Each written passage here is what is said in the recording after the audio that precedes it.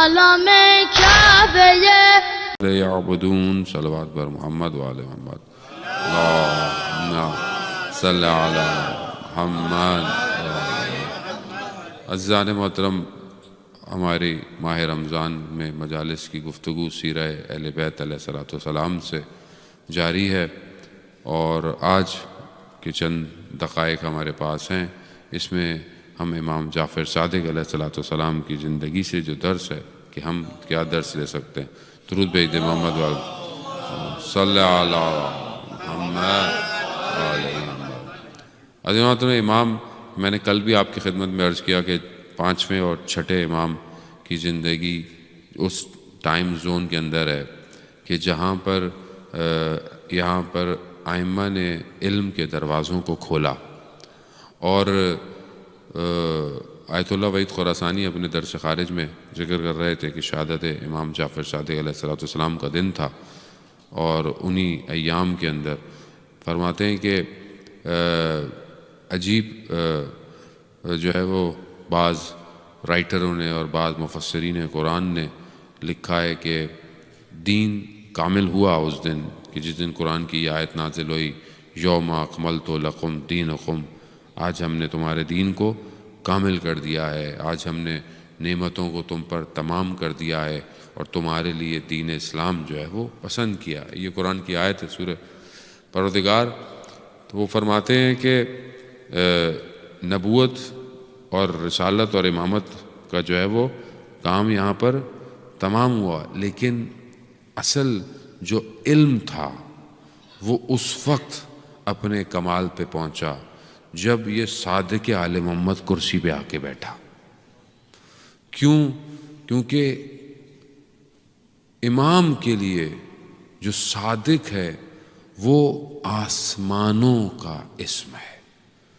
یعنی ہم شاید اپنے امام سے اس طرح نہیں ہیں کہ جس طرح واقعاً حق ہونا چاہیے کہ ہم امام کو وہ لوگ جو کہ دوسرے مذاہب کے تھے کہ جنہوں نے امام کے اوپر کتاب لکھی ہے، کہ امام کی خصوصیات کے اوپر غیر مسلم نے کتاب لکھی ہے 6ٹھے امام کے اوپر، کہ جو علم کے دروازے چاہے وہ مبدا اور معاد سے ہوں، یعنی انسان کی خلقت، کائنات کی خلقت سے لے کے کائنات کے آخر تک کا علم ہو، چاہے وہ خشک اور تر کا علم ہو، چاہے وہ باقی علم ہو، چاہے وہ فقہ کا علم ہو، سب ان امام کی ذریعے سے ہم تک پہنچا.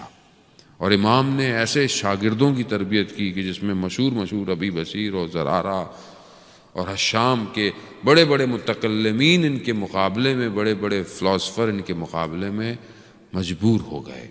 اور امام کا دور بھی ایسا تھا کہ سارے جتنے بھی فرقے ہیں، جتنے بھی جو مذاہب ہیں، وہ امام کے دور میں آ رہے ہیں اور سب امام کے آگے مجبور ہیں. مالک ابن انس اور ابو حنیفہ جتنے بھی تھے، ان سب نے جو ہے وہ امام سے کسب فیض حاصل کیا. سب جتنے بھی ہیں یہ سب انہوں نے امام سے لیا. لیکن ہم نے امام سے کیا لیا اور کتنا لے رہے ہیں، خب یہ ہمیں خود کو اپنی طرف دیکھنا چاہیے. ابن جندب، عبداللہ ابن جندب کو امام نے بہت ساری سفارشات کی ہیں، اس میں اخلاقی بھی ہیں. اس میں پہلی چیز ہی جو میں مفہوم بتا رہا ہوں کہ روزہ ہے اور روزے کی حالت میں بہت مشکل ہوتا ہے کسی حدیث کو بیان کر رہا. مفہوم یہی ہے کہ امام شیطان کے چنگال سے، شیطان کے شکار ہونے سے پہلے امام خبردار کر رہے ہیں، پہلے روک رہے ہیں. دیکھیں، دشمن شناسی بہت ضروری ہے. دشمن کون ہے آپ کا؟ بولے میرا کوئی دشمن ہی نہیں ہے. کوئی اس کا مطلب میرا مسئلہ میرے ذہن میں ہو میرا کوئی دشمن نہیں ہے تو میں کیا کروں گا؟ سوتا رہوں گا، غفلت میں رہوں گا، ریلیکس رہوں گا. لیکن پتہ ہو کہ آپ کا کوئی دشمن ہے، انسان کیسا ایکٹیو رہتا ہے؟ انسان سوچتا ہے. اگر انسان کا بزنس میں کمپٹیشن نہ ہو، انسان محنت ہی نہیں کرتا. اس کو پتا ہے کمپٹیٹر ہے تو محنت کرتا ہے، اسٹریٹجی بناتا ہے. آپ بیڈمنٹن کھیل رہے ہیں، آپ یہ بل کھیل رہے ہیں، آپ کو سامنے ٹیم ہی نہیں ہے، آپ اکیلے کھڑے ہوئے ہیں. کھیلیں گے آپ کتنی دیر کھڑیں گے؟ بولیں گے بھائی کون دیکھ رہا ہے؟ کوئی بھی دیکھ رہا ہے، چلو گھر چلتے ہیں. لیکن ٹیم ہے، سامنے بیڈمنٹن کھیل رہے ہیں، سامنے کھیلنے والا ہے تو مزہ آتا ہے کھیلنے میں. تو مقابل دشمن کا ہونا ضروری ہے. انسان کی زندگی میں ہرڈلز نہیں ہو انسان کی زندگی. اگر ہائی وے پر اسپیڈ بریکر نہ ہو تو آپ سیدھے چلتے ہیں, آپ کی آنکھ لگ جائے گی اور حادثہ ہو جائے گا. روڈ کیوں ٹیڑھے بنائے جاتے ہیں؟ تاکہ انسان بیدار رہے, آنکھ کھلی رہے. زندگی یہی ہے.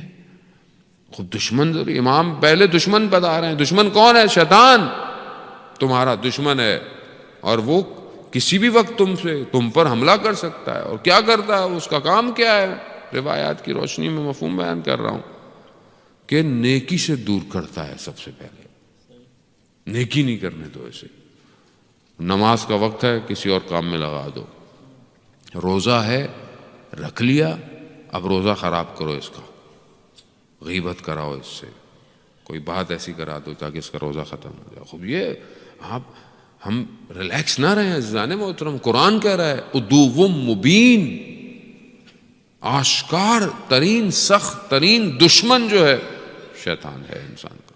لیکن انسان ریلیکس ہے, کوئی مسئلہ ہی نہیں ہے. نہیں ہے عزیزان محترم, ائمہ کی ہم زندگیوں سے درس لیں.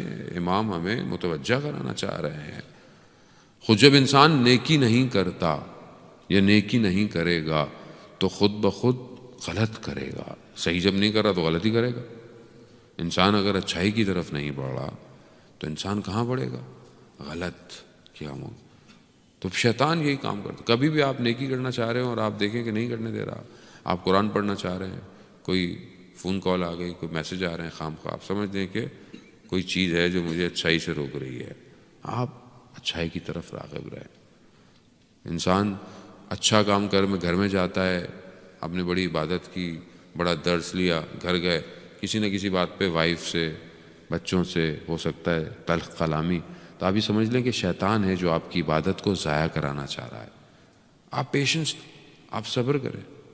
آپ جب صبر کریں گے خود بخود چیزیں آپ کو سمجھ میں آنا شروع ہو جائیں گی. رمضان ایسی عزیزان محترم بڑی بہترین حدیث ہے کہ جس نے واقعاً جو ہے وہ علماء بیان کرتے ہیں کہ امام کے بارے میں, امام بیٹھے ہوئے ہیں اور دسترخوان ہے, اور ابو حنیفہ بھی جو ہے وہ بیٹھا ہوا ہے. کھانا جیسی آیا تو امام نے کھانا کھاتے وقت کہا کہ پروردگار کا شکر ادا کیا. مفہوم ایسے ہی ہے کہ اللہ نعمتیں اللہ دیتا ہے, اور اللہ اور اس کا رسول نے, میں شروع کرتا ہوں کہ اللہ اور اس کے رسول نے یہ مجھے عطا کیا. تو ابو حنیفہ کہتا ہے کہ یہ شرک نہیں ہے, آپ اللہ کے کام میں شریک ٹھہرا رہے ہیں کسی کو. تو کہا کہ وائے ہو تم پر, میں نے جو کہا ہے وہ قرآن وہی کہہ رہا ہے.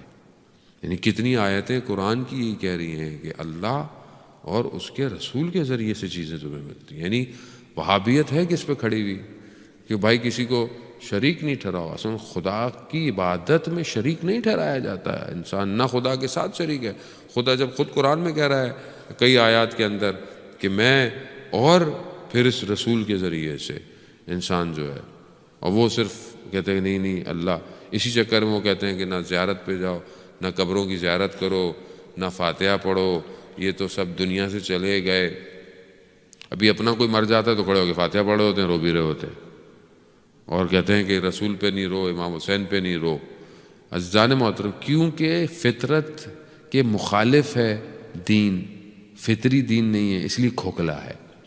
امام نے اسی وقت قرآن کی آیتوں کی تلاوت کر کر یہ بتا دیا کہ یہ تمہاری تفکر صحیح نہیں ہے. کتنا مشہور واقعہ ہے, امام کے ہاتھ میں عصا ہے اور جو خلیفہ ہے اس وقت, شاید منصور ہے یا سلی, وہ آ کر امام سے پوچھا یہ کیا ہے؟ کہا یہ رسول خدا کا عصا ہے. تو عصا کو چوم رہا ہے, یعنی عصا یعنی وہ جو لکڑی ہوتی ہے جس کو آپ پکڑ کے چلتے ہیں, اس کو چوم رہا ہے. تعجب ہے, امام خود یبنا رسول اللہ ہے, انہیں نہیں چوم رہا, لکڑی کو چوم رہا ہے.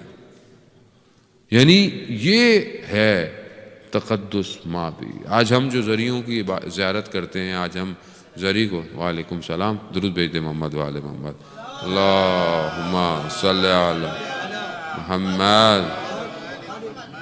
عزیزان محترم ہم اگر زری کو چومتے ہیں تو ہم زری کو کیوں چوم رہے ہیں؟ کیونکہ زری نسبت رکھتی ہے امام سے. اگر امام کی ہے تو ہم اس لیے چوم رہے ہیں، مطلب اگر ویسے کوئی ہوتی تو ہم کون چومتا ہے انسان اس کو، کیونکہ امام کی ذریعے ہے۔ ہم جب حرم جاتے ہیں تو ہم در و دیوار چومتے ہیں۔ کیوں چومتے ہیں؟ کیونکہ اس در و دیوار سے وہ جو ملائکہ زیارت پہ آئے ہوں ان کے پر مس ہو رہے ہوں اور نہ جانے کیا کیا، کیونکہ چیز ان سے منسوب ہو گئی ہے۔ حتیٰ آپ کپڑا مس کر کے لے آئیں ابھی اور آپ کو دیں، آپ چومنا شروع کر دیں گے۔ کیوں چوم رہے ہیں؟ کیونکہ ان کی ذریعے سے ٹچ ہو کے آیا ہے۔ تو جو ان سے مس ہو جائے وہ تبرک بن جاتا ہے، اور جو اپنی جانوں کو ان پہ قربان کر دے تو سوچیں کہ وہ کیا خون ہوں گے، وہ کیا بدن ہوں گے کہ انسان جو ہے وہ اپنے آپ کو اگر ان پر قربان کر دے۔ عزیزان محترم، انسان اگر چاہتا ہے اپنے آپ کو کمال پہ تو ہمیں اہل بیت سے اپنے آپ کو قریب کرنا پڑے گا۔ بہرحال وقت بہت محدود ہے۔ میں امام کی ایک حدیث کہ جو بہت مشہور اور بڑی لمبی حدیث ہے، میں ان میں سے ایک حصہ آپ کی خدمت میں بیان کرتا ہوں کہ ہم بندگی کے لیے امام نے ایک حدیث میں چند چیزیں بتائی ہیں، تھری سٹیپس ہیں جو انسان بندگی بنتا ہے، اوبیڈینٹ ہو جائے اللہ کا، واقعاً اوبیڈینٹ ہو جائے۔ پہلی چیز جو امام نے تعلیم فرمائی وہ کیا ہے کہ تم کسی چیز کے مالک نہیں ہو، یعنی تم کسی چیز کو اون نہیں کرتے۔ کیوں؟ اصل مالک خدا ہے ہر چیز کا، چاہے وہ تمہارا مال ہو، چاہے وہ تمہاری اولاد ہو، چاہے وہ تم خود ہو۔ میرا کون مالک ہے؟ میں خود ہوں؟ نہیں، خدا ہے۔ اس زمین و آسمان کا مالک کون ہے؟ اس ارض کا۔ یہ سب چیزیں کس نے بنائی؟ یہ زمین کا ٹکڑا ایک پانی میں سے کس نے باہر نکالا؟ کتنے 100 سال پہلے اس کو باہر نکالا، پھر اس پہ درخت، پھر اس میں سے جو والکینو نکلا اس کو سلایا کس نے؟ خاموش کس نے کرایا؟ پانی کو کون اوپر نہیں آنے دیتا؟ پہاڑوں کو کون گرنے نہیں دیتا آپ کے اوپر؟ مالک کون ہے؟ وہ ہے۔ کون ہے جو آپ کے خون بدن میں جو گھوم رہا ہے اس کو چلا رہا ہے؟ کون ہے جو آپ کی دل کی دھڑکنوں کو دھڑکا رہا ہے؟ وہ مالک ہے۔ جب وہ مالک ہے تو پھر میری مرضی کیوں ہے زندگی میں؟ امام یہی فرما رہے ہیں کہ تم مالک نہیں ہو، وہ مالک ہے۔ اگر تو ہم اپنی زندگی میں اس کو مالک بنا دیں تو یہ بندگی کا پہلا قدم ہے، اور یہ آسان نہیں ہے عزیزان محترم۔ یہ پڑھنا بڑا آسان ہے، کہ پتہ چلتا ہے کہ جب انسان پھنستا ہے، ہمیشہ بچہ بیمار ہو جائے انسان کا تو کتنا تڑپتا ہے آدمی، جبکہ مالک کون ہے؟ اللہ۔ تو پھر اللہ کی بارگاہ میں تو نہیں تو دیا ہے، تیری مرضی۔ یہ کہاں نظر آئی بندگی کمال پہ؟ کربلا۔ 6 مہینے کا بچہ کون دیتا ہے؟ کون دیتا ہے؟ کبھی ٹیسٹ کیا آپ نے؟ ساری زندگی حضرت علی اصغر پہ ہم روتے رہتے ہیں، کبھی آپ اللہ آپ کو سب کو جن کی اولادیں ہیں اور جن کی نہیں ہیں ان کو اللہ اولاد عطا فرمائے، کبھی آپ نے ٹیسٹ کیا 6 مہینے کا بچہ کہ میں دوں گا اللہ تیری راہ میں؟ 6 مہینے کا بچہ ہو آپ کا۔ میں نے ٹیسٹ کیا جب میرا بیٹا 6 مہینے کا تھا، میں نے دیکھا کہ نہیں دے سکتا آدمی، آسان نہیں ہے، تو آسان ہے 6 ماہ کا بچہ دے دینا۔ کیوں دے دیا؟ کیونکہ مالک وہ ہے۔ وہاں بندگی کمال پہ تھی۔ یا ایت النفس المطمئنہ ارجعی الی ربک راضیۃ مرضیہ۔ یہاں بندگی کمال پہ تھی، کمال پہ اوج تھی بندگی کی، کہ جو کچھ ہے سب خدا تیرا ہے، تیرا ہے، تو راضی ہے اللہ۔ اور کیا صحابی تھے کہ جو اپنی جانیں دے رہے ہیں، سب گر رہے ہیں، اور آخر میں کیا پوچھ رہے ہیں مولا سے؟ مولا راضی ہیں؟ یہ نہیں کہا کہ بڑا کام کر دیا مولا ہم نے جان دے دی، نا، گر رہے ہیں، تیر کھا رہے ہیں، کہا مولا راضی ہیں؟ یعنی رضایت طلب کر۔ عزیزان محترم، ہم اپنی زندگی میں خدا کی رضایت طلب کریں، خدا راضی ہے کہ نہیں ہے ہم سے۔ دوسری چیز کہ امام کی حدیث میں سے جو مفہوم میں آپ کی خدمت میں بیان کر رہا ہوں وہ کیا ہے؟ دوسری چیز یہ ہے کہ انسان اپنی زندگی میں لمبی لمبی پلاننگ نہ کرے، لمبے لمبے خواب تدبیریں نہ کرے۔ کیوں؟ اصل مدبر، ایکچوئل پلانر اللہ ہے، وہ ہے ایکچوئل پلانر، وہی ہے، اسی کا پلان ہے سب. آپ کچھ بھی کر لو، آپ محنت کرو، خدا کہتا ہے محنت کرو، صبح اٹھو، سارے کام کرو، رزق ڈھونڈو، تلاش کرو، ملے گا اتنا ہی جتنا میں چاہتا ہوں. لیکن آپ نے محنت، اب آپ گھر بیٹھے رہو گے، نہیں محنت نہیں. لیکن میں یہ سوچوں اچھا یہ ہو جائے، یہ ایک دکان لے لوں گا، پھر دوسری لے لوں گا، تیسری لے لوں گا، چوتھی لے لوں گا. ابھی پہلی لی نہیں ہے، چوتھی پانچویں لے لی میں نے. تو یہ کیا ہوتا ہے، انسان کیا کرتا ہے، انسان آرزوئیں بناتا ہے، یہ چیزیں اس کو پھر غلط طرف موڑ دیتی ہیں. اور پھر اگر مثال کے طور پر انسان بڑی دعائیں وائیں کر کے میرا یہ کام ہو جائے، میرا یہ کام ہو جائے، وہ یہ ہو جائے، یہ ڈیل ڈن ہو جائے، سب ہو جائے، دعائیں کر کر آ رہا ہے اور نہیں ہوئی. میں تو کربلا گیا تھا، دعائیں کر کے آیا، میرا کام نہیں ہوا. بھائی کام آپ کا تھا ہی نہیں، جب ہوتا تو آپ کا ہوتا. تو انسان آرزو نہ کرے. ہاں اپنی short term planning, life counselling, career counselling youth بیٹھے ہوئے یہ انہیں کرنی چاہیے. کب کیا پڑھنا ہے، کتنا پڑھنا ہے، کون سا سبجیکٹ بہتر ہے، کون سا کیا، اس کی یہ اسٹڈی اپنی جگہ پر امپورٹنس ہے، وہ اپنی جگہ پر. لیکن یہ خواب و خیال کے اندر آرزویں بنانا یہ انسان نہ کرے. تیسری اور آخری چیز جو امام نے کہ حدیث سے ہماری خدمت میں پہنچتی ہے، اگر ہم چاہتے ہیں بندگی پہ پہنچیں، تو وہ ہے کہ جس چیز سے خدا نے ہمیں امر کیا ہے، یعنی واجب کیا ہے، اس کو انجام دیں، اور جس سے روکا ہے، منع کیا ہے، حرام ہے، اسے دور ہو جائے.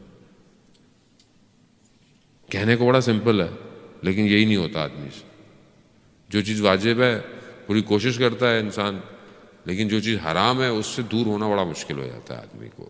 اور آج کل کے دور میں سب سے مشکل کام یہی ہے کہ جو حرام ہے اس کو دور کر دے. اچھا کیونکہ زمانہ اتنا ماڈرن ہو گیا ہے، حرام بھی چینج ہو گیا ہے. ابھی بہت ساری چیزیں جو غلط ہیں وہ اب غلط نہیں رہی. مسئلہ یہ ہے سوسائٹی اتنی آگے نکل گئی ہے، ابھی کہتا ہے یہ کیا کیا، کوئی مسئلہ تھوڑی تھا، نہیں پرابلم ہی کوئی نہیں. کیوں؟ اصل انسان کا نفس عادی ہو گیا ہے. میں نے پہلے بھی عرض کیا کہ وقت نہیں ہے میرے پاس کہ میں انشاءاللہ اس کو کسی اور ٹائم پہ کھولوں گا. کیوں ایسا ہو رہا ہے؟ کیوں آج معاشرہ بہرا روی کا شکار ہو رہا ہے؟ آج کیوں بڑے چھوٹے کی تمیز ختم ہو گئی ہے؟ کیوں سوسائٹی اتنی بریک اپ ہوتی جا رہی ہے؟ کچھ مسائل ہیں. تو بہرحال انشاءاللہ توفیق ہوگی، چند دن جو باقی ہیں میں یاد رات اس طرف روشنی ڈالوں. عزیزان محترم، خب جو حلال ہے وہ حلال ہے، جو حرام ہے وہ جو رسول خدا نے حلال کیا تھا وہی امام زمانہ حلال کریں گے. جو حرام ہے وہی حرام ہے، کوئی نیا مذہب نہیں ہے. اس لیے بہتر ہے میں اپنے آپ کو یوز ٹو کروں اس حلال حرام کا، ورنہ کل جب امام آئیں گے تو میرے لیے بہت مشکل ہو جائے گا. میں خود خدا نہ خواستہ ایک میں حدیث پڑھا تھا، اس میں لکھا تھا ایک گروہ ہوگا جو ایک ایسی جگہ سے امام کے مقابلے میں آئے گا جو خود امام کا انتظار کرتے تھے اور خود امام کے مقابلے میں آ جائیں گے. کیوں؟ کیونکہ یہ امام جب آئیں گے تو امام بہت ساری چیزوں سے روکیں گے. ابھی مثال کے طور پر مولانا صاحب کچھ بول دیں، آپ بولیں بھائی یہ تو مولانا صاحب سختی کر رہے ہیں، بھائی ان کو ذرا کہیں اور بھیج دو، کسی اور جماعت میں بھیج دو، ابھی مولانا نے بڑی سختی شروع کر دی. کیوں؟ بھائی ابھی کیا بولے، ابھی جماعت میں لوگ برا مان جائیں گے، یہ ہو جائے گا. ابھی مولانا برا لگتا ہے، ابھی کل امام آئیں گے پھر کیا کریں گے؟ یہ بولیں گے نہیں مولا دوسری جماعت میں جائیے. مولا نہیں بولیں گے دوسری جماعت میں جائیے، مولا بولیں گے تم لوگ کہیں اور چلے جاؤ. صلوات بھیج دے محمد و آل محمد، اللہم صلی علی محمد. تو بہتر ہے عزیزان محترم ہم یوز ٹو عادت ڈالیں سختیوں کی. آسان ہے، اتنا مشکل نہیں ہے، لیکن کیونکہ ہم چاہ نہیں رہی ہے اس لیے بہرحال مشکل ہے. بہرحال جو ہے وہ وقت بہت محدود ہے. آج جو ہے وہ چند مصائب کے جملے، ماہ رمضان کو، اس روزے کو ہم آنسوؤں سے افطار کریں. عزیزان محترم 25 شوال کا دن امام کی شہادت کا دن ہے. امام کے اوپر کئی مشکلات ہوئیں. کئی دفعہ وقت کے خلیفہ نے امام اپنے کمرے میں عبادت میں بیٹھے ہیں اور آ کر امام کو جو ہے وہ لے گئے. امام کے سر پہ امامہ بھی نہیں ہے. کئی دفعہ امام کے سامنے امام کو اس طرح گھسیٹ کے لے کر چلے گئے، امام کی اہانت کی۔ ایک دفعہ بیان ہوتا ہے کہ راوی دیکھتا ہے کہ امام کے گھر کو آگ لگا دیا گیا اور امام باہر کھڑے ہو کر گریہ کر رہے ہیں۔ حال دل ہے، ہو سکتا ہے امام سے پوچھا گیا ہو اور ہو سکتا ہے امام نے کہا ہو، کیونکہ بہرحال روزہ ہے، احتیاط بہت ضروری ہے۔ یہی ہو سکتا ہے کہ ائمہ کو یاد آ گیا ہو کہ آج ان گھروں کو آگ لگی ہے تو کوئی نقصان نہیں ہوا، مگر وہ جو کربلا میں خیموں کو آگ لگی تھی۔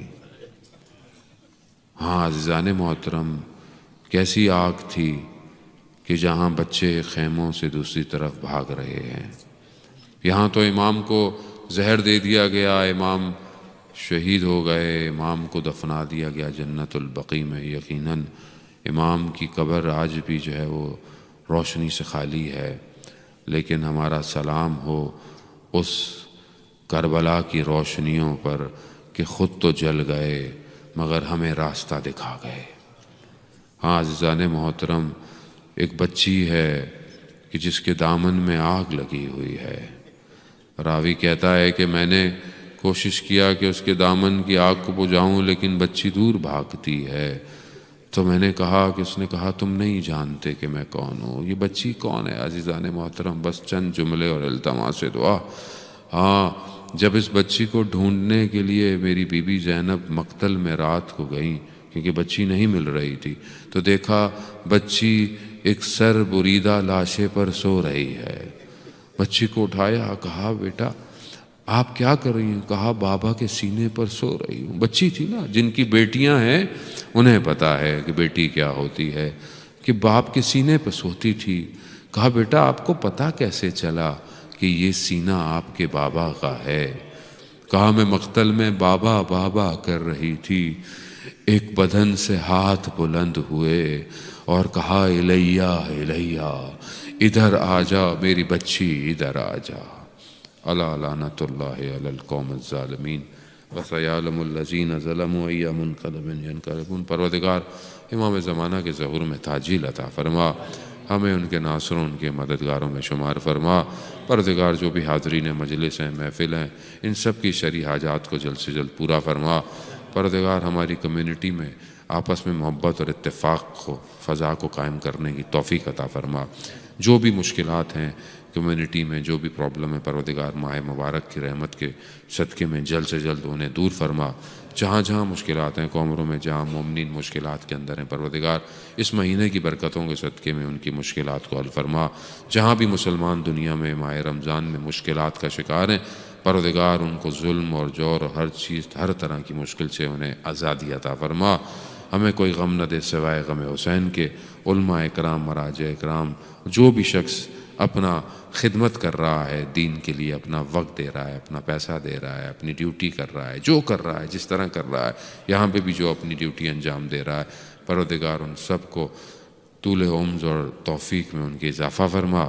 ہمیں کوئی غم نہ دے سوائے غم حسین کے۔ اللہم ارزقنا زیارت الحسین فی الدنیا و شفاعتہ فی الآخرہ۔ صلوات پر محمد و آلہ۔